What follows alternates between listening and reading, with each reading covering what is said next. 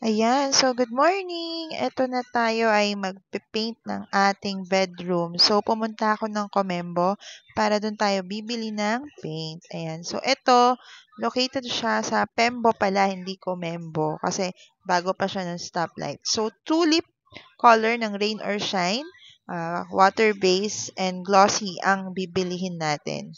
Kasi nga may former paint na tayo. So hindi na rin kailangan ng primer or anything. So, ayan, mini-mix na ni Kuya yung paint.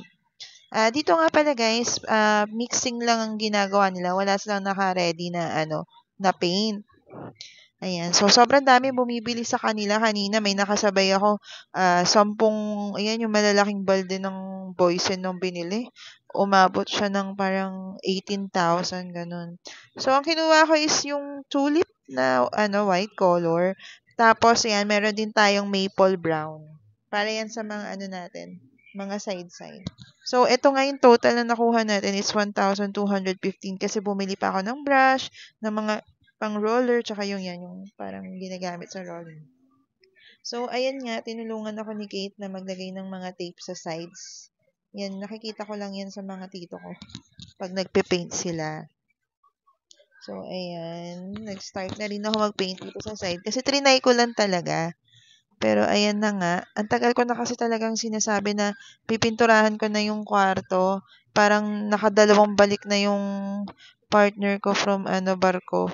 Hindi ko pa rin siya nape-paint.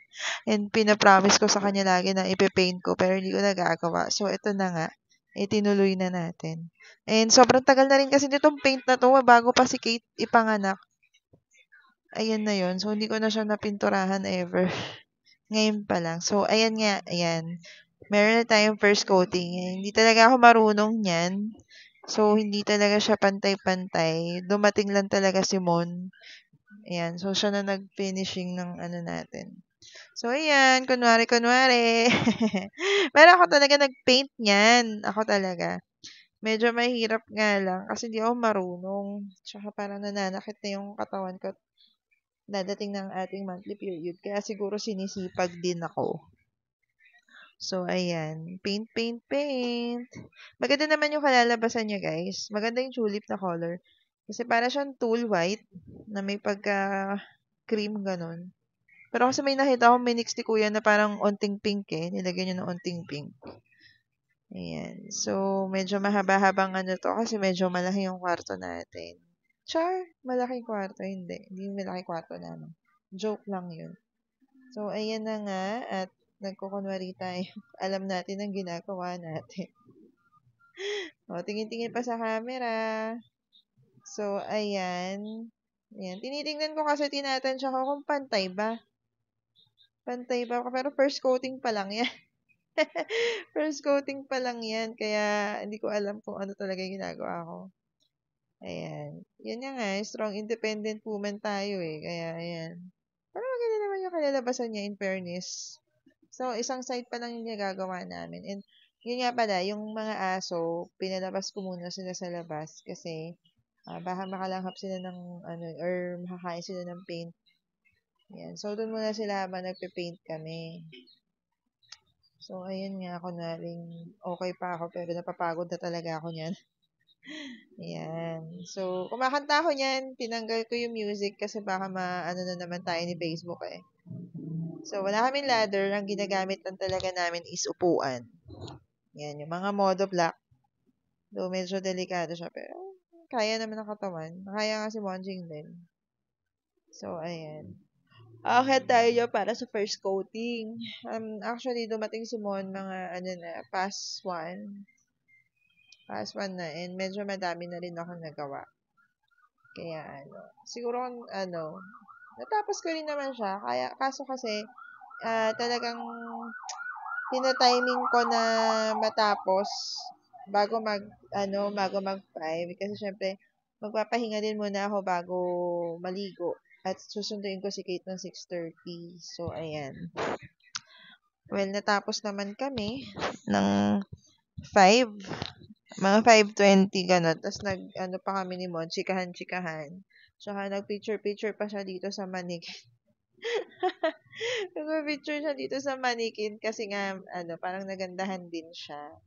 Ayan. So, in pursuit lang ng magandang ano rin dito sa kwarto para pag nagpipicture ako ng mga product nga daw, eh, maganda naman yung background natin. Kasi nga, ang pangit naman na magpipicture ka tapos yung background mo may mga sulat-sulat, di ba? Yan, nakikita nyo naman. Ang daming drawing yan. Drawing pa yan ni Kate nung 3 years old ata siya or 4 years old. So, goodbye memories. Pinicturan ko naman yan. Pinicturan natin yan. Kaso yun nga, medyo nag-general cleaning na din kami. At medyo pagod ako. Sobrang pagod na buong araw pagod.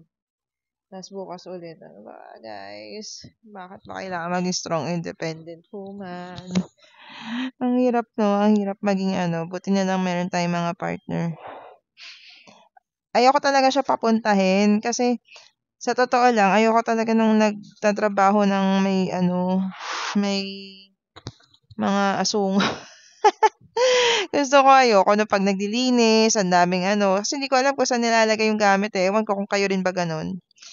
So, ayun nga. Pero nagpumilit talaga siya. Nagulat na lang ako nandiyan na siya.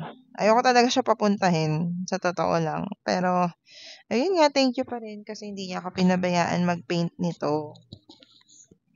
Ayan. Sabi ko nga sa kanya, bukas kahit pagka napupunta. Pero hindi. Pupunta pa rin yan. Makulit yun eh. Sobrang kulit. Kasi gusto niya rin mag-paint talaga. Bakit kaya hindi niya i-paint yung apartment niya? Joke lang. Ayun nga. So, ito siya. So, ayan na nga siya. Medyo nasa other side na ako ng kwarto. Tapos, ayan. Ang hirap din kasi yung unang part nga hindi ko na videohan pero hirap na hirap ako nun kasi nahawakan ko yung lagayan ng paint. Wala akong tuntungan. So, ginawa ko, naglagay ako ng plastic, naglagay ako ng newspaper sa may kama. Doon ko na lang pinatong. Masakit siya sa braso, guys. Ano ba tong pinasok natin? Yan. Pero ang ganda niya. Ako nagandahan ako sa result. Tsaka parang yung mga aso na tuwa. Asa na si Lulu? Ayan. Parang yung mga aso na tuwa kasi medyo gumanda na. At saka limuiwanag siya. Hindi ko nga alam kung ano eh. Hindi ko alam kung pati yung kisame. Pero tinatamad na talaga ako. Pero kasi parang ang pangit naman na bago yung wall mo. Tapos yung kisame mo, eh, hindi bago. So, baka pag-iisipan ko pa. Kasi nahabol ko rin na linisan yung labas. So, ayan. Kaya ilang araw na ako nagno-notes ng linis day. Kasi linis talaga. Gagawan ko na rin kasi si Kate ng study area. Eme. Ayan. Eme lang. Char lang yun. So, ayun na nga. Ayan. So, ito na yung final product. O, diba, ang ganda? Ang ganda. Pero meron ako nakikita kung ano yun, yung ating mannequin. So, tomorrow, magpa-final pa kami ni Mon. Ayan. So, ayan. Umabot na kami sa part na yan. Sabi ko bukas na nga eh, pero pinilit niya pa rin talagang pinturahan yan.